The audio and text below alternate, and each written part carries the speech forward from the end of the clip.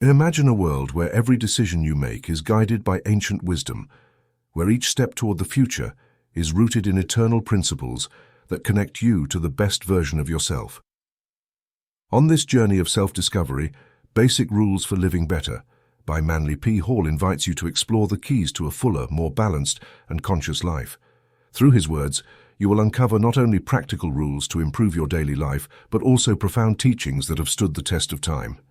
Get ready to open the doors of your mind and heart and immerse yourself in a world of transformative knowledge that will guide you toward a life of peace, purpose, and prosperity. Since our civilization has transitioned to an intensive industrial level, our life psychology has been subjected to a series of pressures unknown to our ancestors.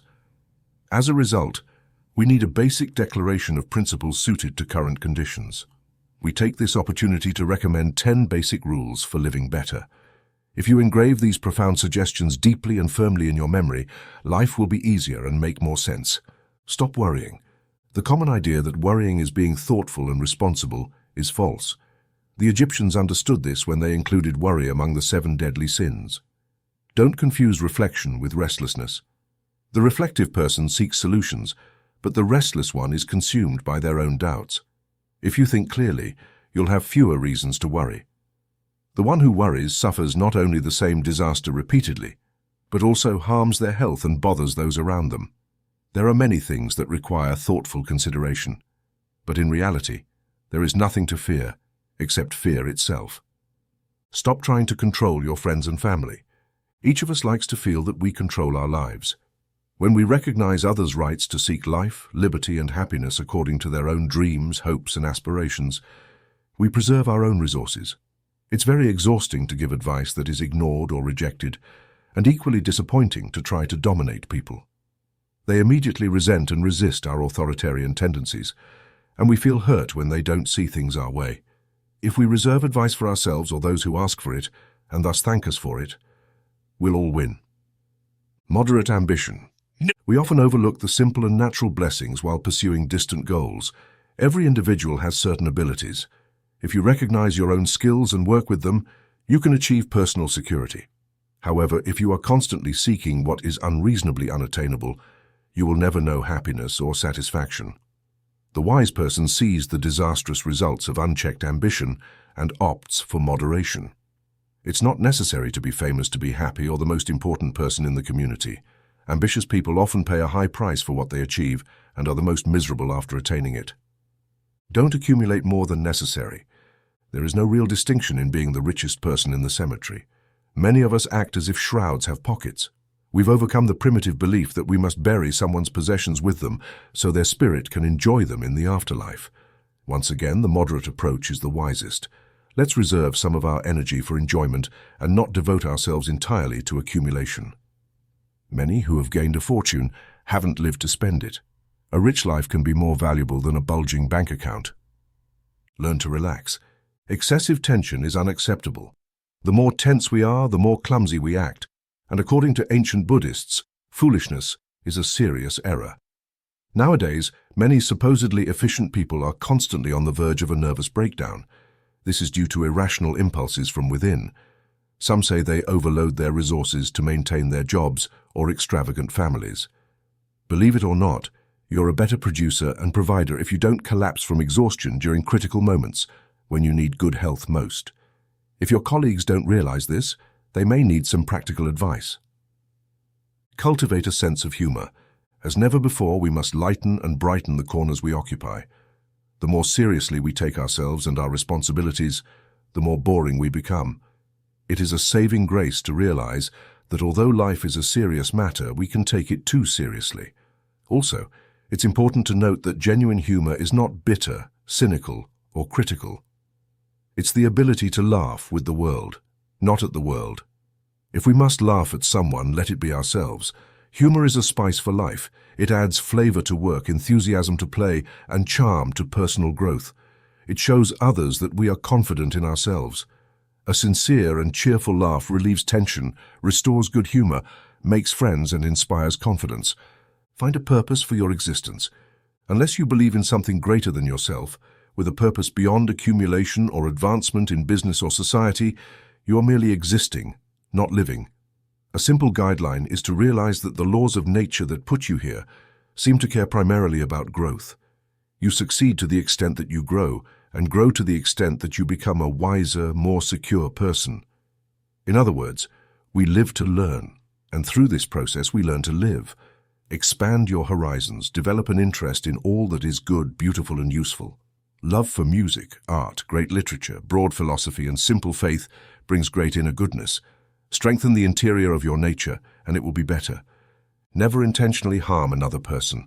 Do not return evil for good or evil for evil. Eliminate negative and destructive thoughts and emotions from your personality, or they will contribute to your misery. When we look around, we see the tragic results of individuals and nations that harbor grudges or feed the instinct for revenge. An inoffensive life saves us from many of the deadly blows of the flesh. Harboring critical attitudes and long memories of wrongs others have done only reduces our current efficiency and jeopardizes our health and vitality.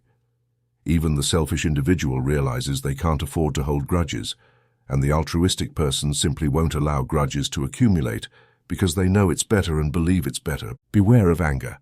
When bad moods dominate us, we are no longer able to control ourselves. In a moment of anger, we can create a situation that will require years to remedy. Why waste time trying to recover from our own mistakes? If we disapprove, let's present our case calmly and simply. And remember, we should never try to correct another when we've already made as great a mistake as theirs. Bad temper is a serious disadvantage in business or at home. It's useless to say we can't control anger. This is equivalent to admitting we've lost the power to control ourselves. If we're bothered by the lack of kindness in others and the collective irritability of this generation, let's make sure we aren't one of the irritating factors. And finally, most importantly, never blame others for our mistakes. Each of us seems to have an incredible capacity to do things wrong and make unwise selections. In reality, we have problems because we haven't made constructive use of the power and skills we received as a birthright. Others can only harm us when our own inner life is too weak to withstand the test. Instead of resenting misfortunes and seeking excuses for our limitations, we must face the facts. Either we are stronger than the problem and can solve it wisely, or the problem is stronger than us, and the only solution is to increase our own strength.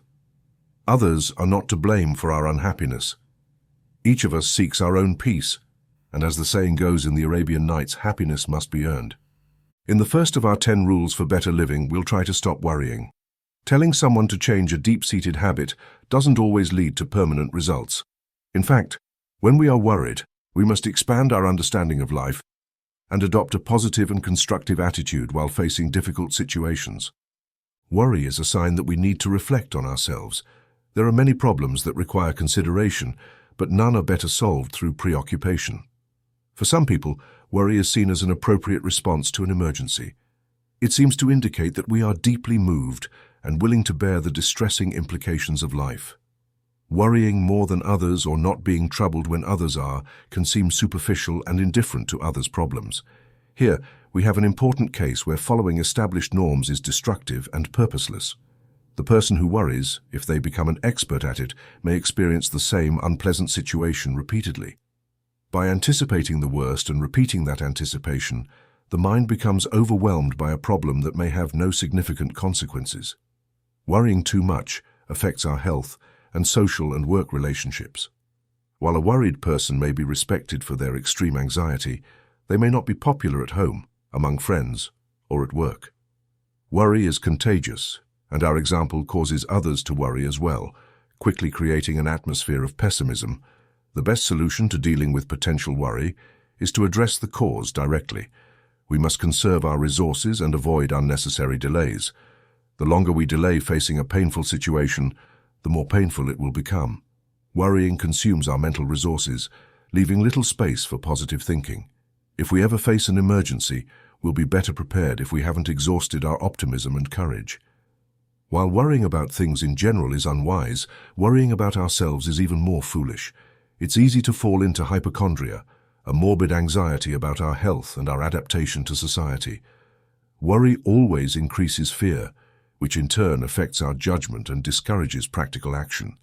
Those with fewer problems are often the ones who worry the most. Generally, we face tragedies better than small difficulties.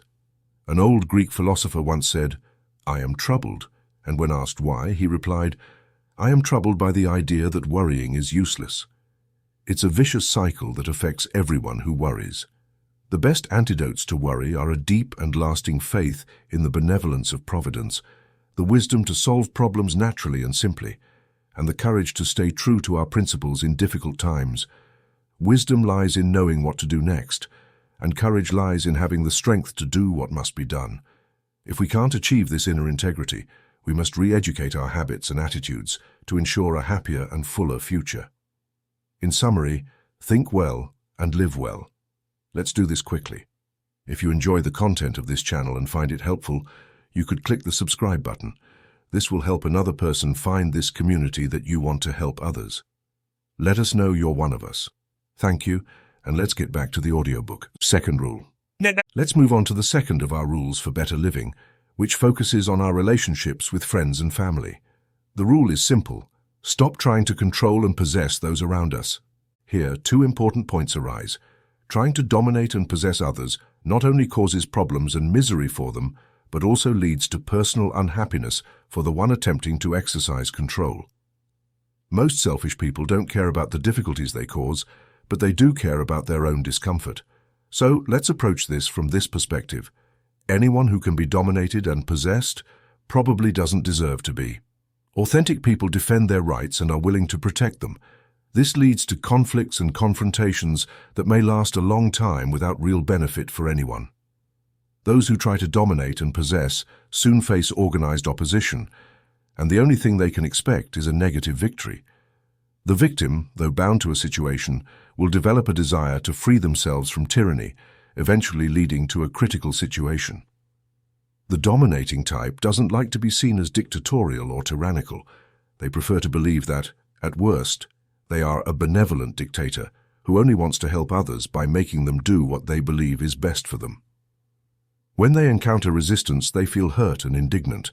Therefore, if the tendency to dominate is strong, they experience constant disenchantment and disillusionment. Ultimately, if this attitude doesn't change, it leads to a lonely and loveless life. Possession is only relevant to the extent that we possess ourselves. The moment we try to possess others, we embark on a project destined to fail.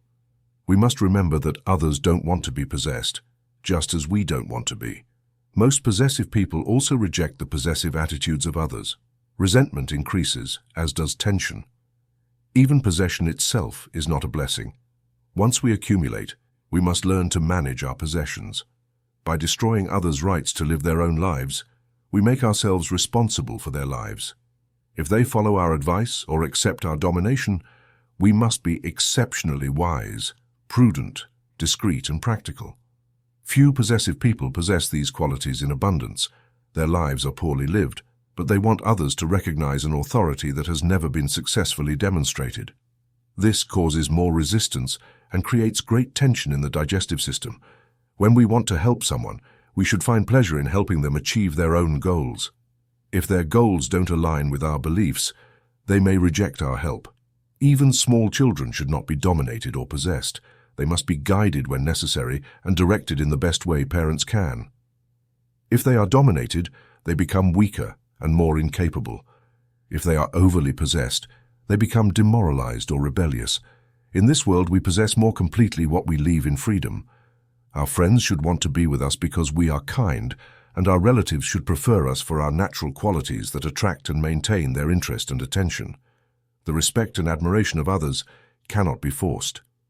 They must be earned through our behavior. If we have self-esteem, we serve as a constructive example of achievements.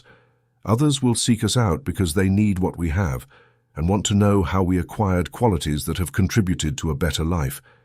If we are naturally friendly, kind, and a little impersonal, we will rarely be alone.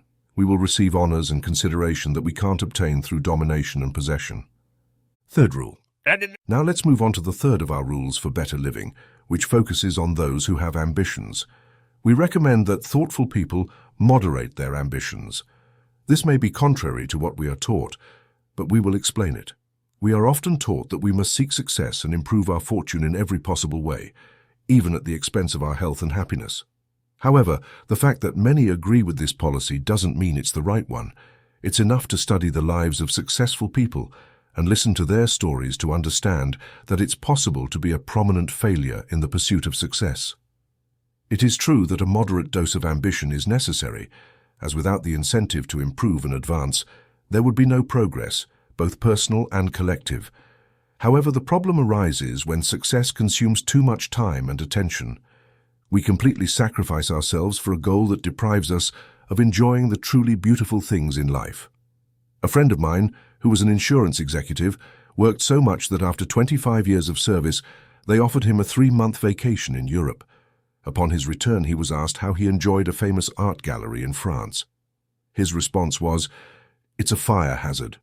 There are no hydrants within half a mile, no sprinkler systems, and the building itself is a fire trap. Striving in the world can affect our minds. We can become so focused that the wealth or authority we achieve no longer provides satisfaction. Many who make money spend it poorly. A very rich man used to wear cheap shoelaces because he didn't want to spend 10 cents. Although he was successful in financial terms, he was envied by many, admired by few, and loved by no one." Young aspiring economists cited him as an example of ambition, but many discovered that sacrificing everything for success didn't make them happy. One man told me that his goal was to make $1 million, retire, and enjoy life. He achieved his goal, but he never retired. He immediately became obsessed with making $5 million. Unfortunately, he died of a heart attack when his net worth was $4 million. Ambition can lead good and kind people to unhappiness because, for one reason or another, they cannot reach the level of success they set for themselves. Obsessed with the idea of growing beyond their means, they neglect the good things they already have in their lives. They forget they have happy homes, smart children, and loyal friends, and they fall into self-pity when reading about the vast possessions of others. Recently, a wealthy person shared their troubles with me, saying, "I want to travel, study, and improve. I want to dedicate more time and affection to my family, but I can't. Between board meetings on Mondays, accounts on Tuesdays, daily stock reports, and countless responsibilities, practically every hour of my days is occupied, and many nights too. It seems to me that a generation dominated by this ambition is causing harm. When we fulfill our obligations to those who depend on us, we preserve our own dignity. However, we should not confuse success with wealth or power. To be authentic, we must seek an inner existence with a purpose. When we are too busy to learn, live, and love, we are too busy for our own good. Sometimes, we must choose between pursuing an ambitious personal goal or neglecting and harming others. We will never be satisfied if we buy success at the cost of honor, integrity, or our humanity. The world is full of ambitious people, which may explain why many things are not going well. Dream of a better future, plan for a successful life, but be moderate. Remember that what money can buy is simply time and leisure to do what you truly want. The wealthy have admitted that a little less money and a little more happiness is the wisest choice. Fourth rule. We recommend obsession with success and avoiding accumulating more than necessary. Some have a natural inclination to collect, like certain animals that store provisions for the winter. It is wise to secure the future reasonably, but believing that happiness increases with accumulation is a mistake. Moderation will protect the thoughtful person from attitudes with harmful outcomes. There are 2 forms of accumulation: increasing material possessions or growing internally. Let's not allow the pursuit of accumulation to make us forget to enrich our character and seek treasures immune to the ups and downs of the financial market. We should ask ourselves, how much am I worth if I lose everything I have? This reflection may shame many, but it is a question that few can escape. At the end of their life, there is a saying that points out that when we have more than we need, others will have less than what they lack. It is interesting to consider that we can enjoy the best of life without harming others. Happiness, satisfaction, peace of mind, love for beauty, wisdom, and serenity can be ours without others being impoverished. The more qualities of this type we have, the safer and happier others will be, especially those around us.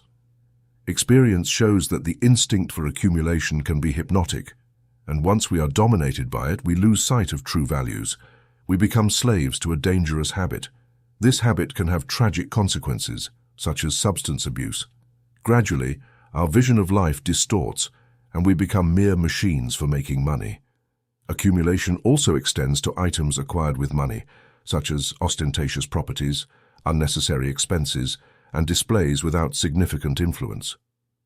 I know numerous cases of people with moderate achievements who feel uncomfortable in an ostentatious environment they consider necessary for their social position. Napoleon discovered that he could conquer nations in times of war, but he didn't know how to manage them in times of peace. The same happens with economic Napoleons.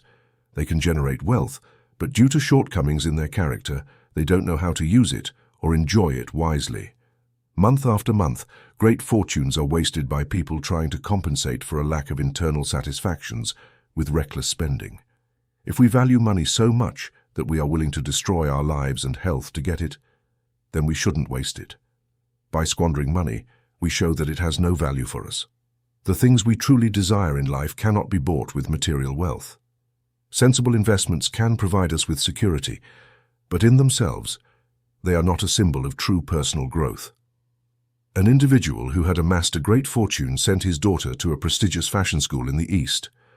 When they were told that it would be wise to withdraw her because she lacked educational attitudes, he indignantly replied, "Buy her the degree, no matter the cost." Unfortunately, we cannot buy peace of mind, satisfaction, or intelligence. If we possess excessive money, we run the risk of thinking we don't need those internal qualities, and by reaching this conclusion, we become slaves to our possessions, becoming poorer than those who are most in need.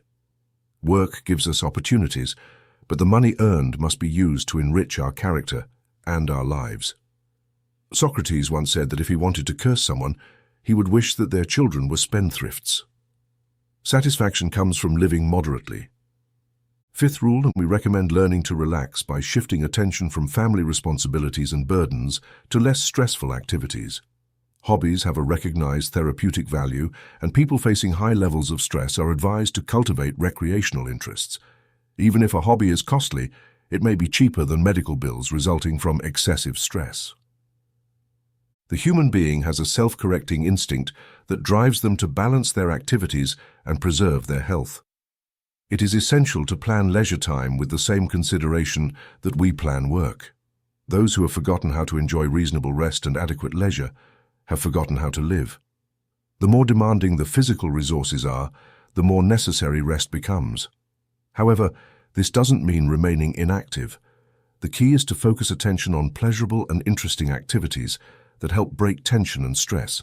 Doing what we want to do rather than what others want us to do is essential for achieving true relaxation. Sixth rule, cultivating a sense of humor is a valuable guideline. A true humorist is kind, witty, observant, and stimulating.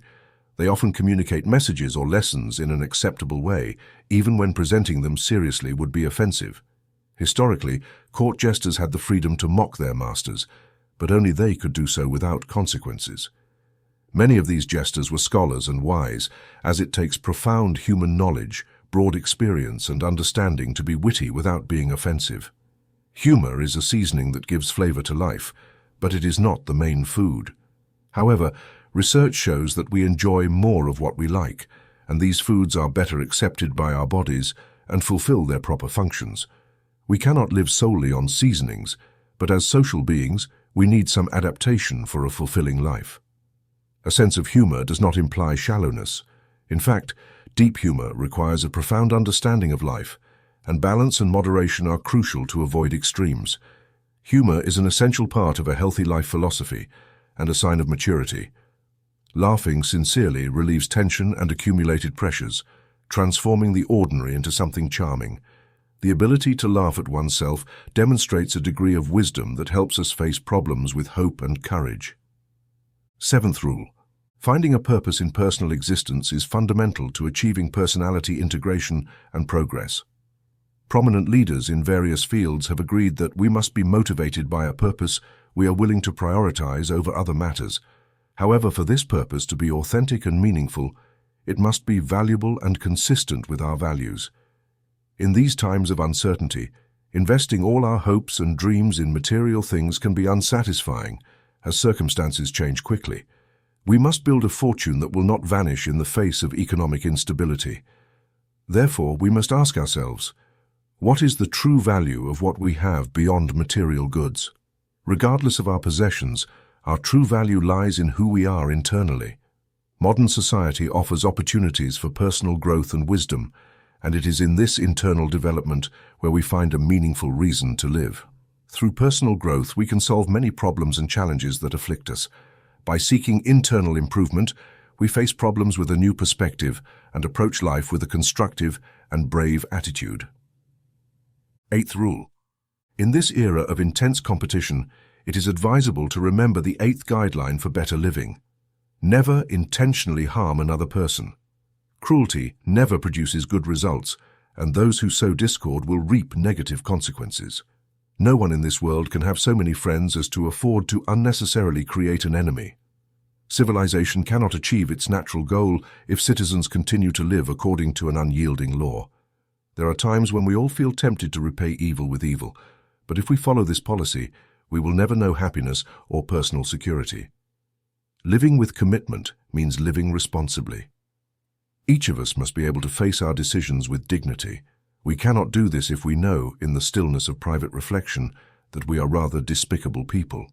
Many prominent careers cannot withstand careful scrutiny. Fortunes have advanced at the expense of honor, and through direct and intentional contributions to the misfortune of others. Over the years, we must all look back, and there are hours that weigh on the heart and mind. In nature, there are laws that we cannot break with impunity. The code by which we live becomes the code that can cause our death. There is something within the human being called conscience. It can be debated what it is and why, but there is no doubt that its quiet, small voice cannot be ignored. Going against conscience threatens mental balance, emotional integrity, and physical health. No one can be well and happy if they are disturbed by their own behavior. If we do not have a life philosophy, we can adopt the attitude that we can do whatever pleases us without considering the consequences. However, this does not help much because if there is no philosophy within us, we are already desperately sick, whether we realize it or not. Regret is a phenomenon to which no one is immune. In most lives, a time comes when we must face the mistakes we have made and wish we had lived differently. I have seen that regret brings almost indescribable sorrow. It is wiser and better to conduct ourselves in such a way that our mistakes are mistakes of judgment and not crimes of the heart. So when we must make a choice between sacrificing some ambition of our own or bearing the sorrows of another, let us recognize the virtue of altruism. Constructive impulses regenerate the human body and provide new resources with which to advance in one's career honorably and kindly. There is a vein of sadism in most human beings. If we are frustrated, tired, and overwhelmed by problems, we feel that being cruel is justified. If we are hurt, we feel the impulse to hurt another. Then we excuse our bad behavior because others have been unjust or unreasonable. In reality, there is no excuse for behavior that is unworthy of our humanity. The way cooperation and honest dealings bear fruit shows how our conduct must be an example that others are inclined to follow. If we want a happy home, we must be respected by the members of our own family. If we want our children to be good citizens, we must set an example. It is useless to preach honesty and then practice dishonesty. Those who come after us are inclined to be like us, especially if they receive the constant sermon of our conduct. If we wish to experience the simple and natural joys of life and long, happy years to close our earthly period, we must earn the respect and love of those who know us best. Happiness cannot come to those who seek it directly. No one can make themselves happy because even planned programs don't work when the time comes. Happiness is a byproduct of living well. If we fulfill the law will fulfill us. If we live well, we will harvest a good crop. It is unfortunate to discover this only in the years of harvest. Then, we discover that we do not have what we have earned. Lamenting is no longer helpful because it cannot restore the damage done.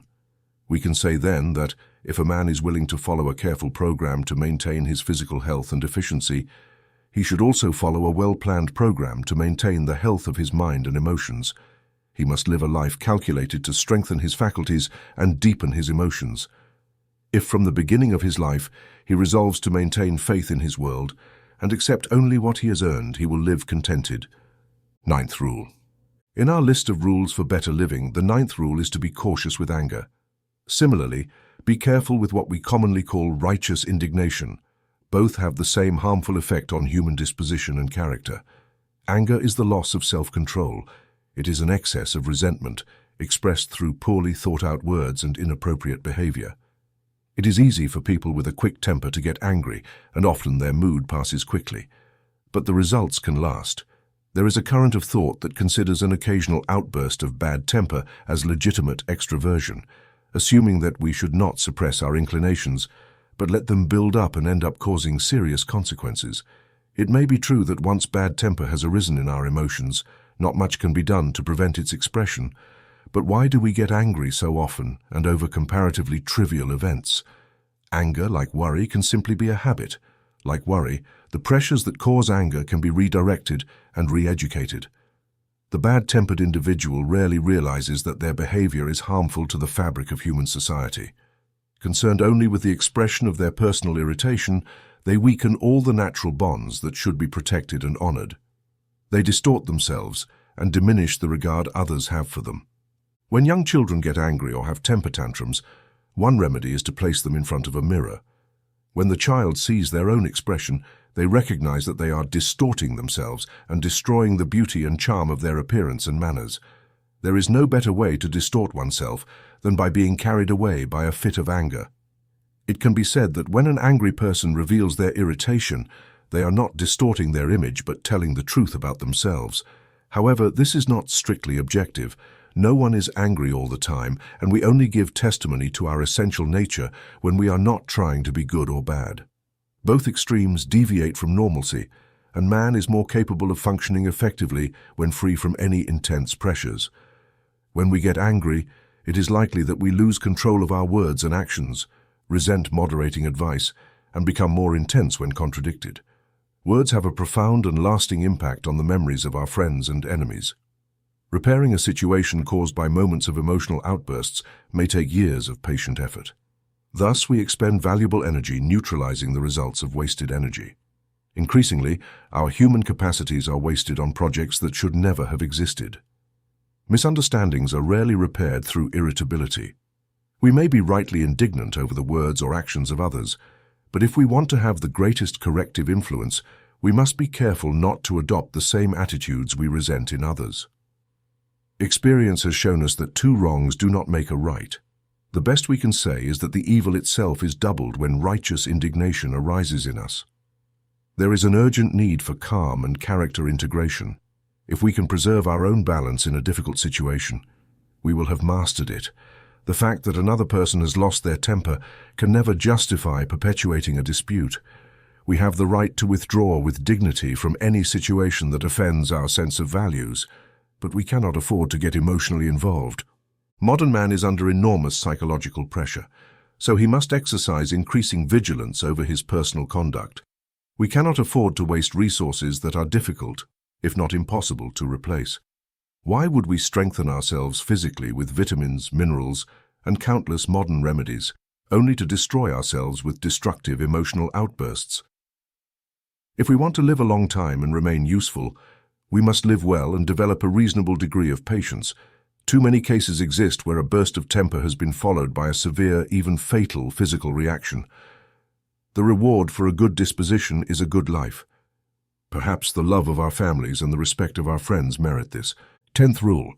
The last of our 10 rules, and one of the most important, is to never blame others for our own mistakes. First, we may feel little respect for an individual who does not recognize their obvious faults. We consider them egocentric and selfish. In reality, there is no reason to blame anyone too harshly for their first mistake, but we may doubt their intelligence if they repeat the same error multiple times. If things go wrong, it is tempting to assume that it is due to corrupt policies, the general instability of world affairs, the stupidity of our partners, or the ignorance of our friends. Thinking this way makes us completely innocent of all evils, a comforting thought. It is safe to say that we will never correct our mistakes as long as we refuse to acknowledge them. Equally obvious is that we cannot correct the world's errors. We can adopt the dreadful attitude that we are predestined to suffer.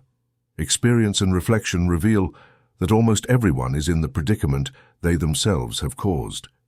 There may be times when the rationale of the situation seems unclear, but it is much safer to assume that the problem is of our own making and therefore can be repaired with our own efforts. Thinking otherwise is assuming we live in a dishonest universe, and such an assumption is a catastrophe. If we can build a good future, we can also be clever enough to accumulate a bad one. Therefore, when something goes wrong, we should first examine ourselves. We should not be too harsh in this examination, not excuse all our faults simply because we understand them, nor condemn all the faults of others because we do not understand them. From the complaints we hear from troubled people, it seems that the main occupation of mortals is to ruin each other's lives. Almost everyone can give a long and detailed list of injustices they have suffered, problems they have encountered, and miseries they are victims of. After observing and listening to these complainers, the impartial observer realizes that these people could be a heavy and thankless burden for all who know them. They have been immersed in their own self-pity for so long that they never think to list the mistakes they have made, the problems they have caused, or the unpleasant situations they have generated. It is not necessary for anyone to break down and confess their private faults, but it is good to examine the debts and credits of one's character in the stillness of private reflection. One of the problems with unpleasant people is that their acquaintances have no inclination to create a situation by initiating a discussion. When our conduct is such that others cannot get along with us, they usually withdraw quietly and leave us out in the cold after making it impossible for them to stay. We proclaim ourselves victims of their indifference when they leave. Perhaps it would be wiser for everyone if the friends who leave made a simple and honest declaration of why they left. If several left for the same reason and we knew it, there might be a greater incentive for personal reform. We all grow thanks to our mistakes, but they are of little use if we do not accept and understand them. There is a popular belief that the older we get, the wiser we become. However, this is not always true, as no matter how long we live, experience means little unless we honestly seek the causes of our problems. It is also a wise idea not to dwell on misfortunes. Think carefully, learn all you can, correct your flaws, and continue living a better life. Too many people are slaves to the past. They can never forget things that should not be remembered, and they never seem to remember lessons that should never be forgotten. It is better to be strict with ourselves when it comes to principles. It is useless to complain because we are not perfect, but it is very beneficial to improve whenever possible. If we are aware of our own flaws, we can act accordingly, but as long as we blame the world for our problems, we will not be able to act at all. After all, the world is nothing more than a collection of people, most of whom are convinced that everyone else is wrong. Face it head on. You cannot always have it all and always be in trouble.